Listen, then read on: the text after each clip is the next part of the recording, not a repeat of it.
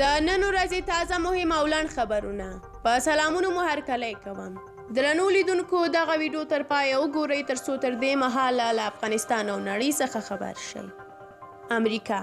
امریکایي دفاعي چارواکو د دغه هیواد صنعت په یوه استجوابي غونډه کې ویلي دي د دې احتمال شته چې ځینې ترهګرې ډلې په 2 کلونو کې او ځینې په 6 میاشتو کې پر امریکا د برید جوګه شي او دغه هیواد ته خطرونه جوړ کړي.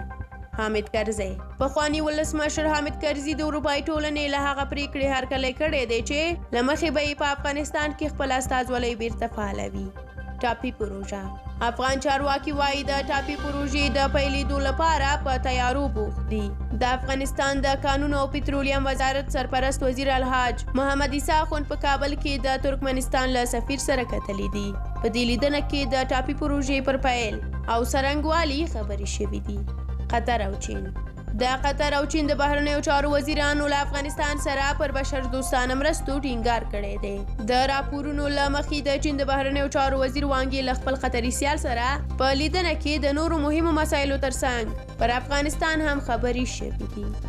او د پای خبر هم دا چې د امریکا لوړپوړو چارواکو صنعت ویلي دي چې دمګړۍ یې شاوخوا 450 امریکایي وګړي په افغانستان کې دي چې په نږدې ورځو کې به یې له دې ډلې 200 کسان وباسي. درنو لیدونکو ډیره زیاته مننه چې د دې ویډیو تر پایه پاتې شوئ. تاسو کولی شئ زموږ د یوټیوب چینل په سبسکرایب سره زموږ نورې ویډیوګانې هم وګورئ. تر بیا مو الله سپارم.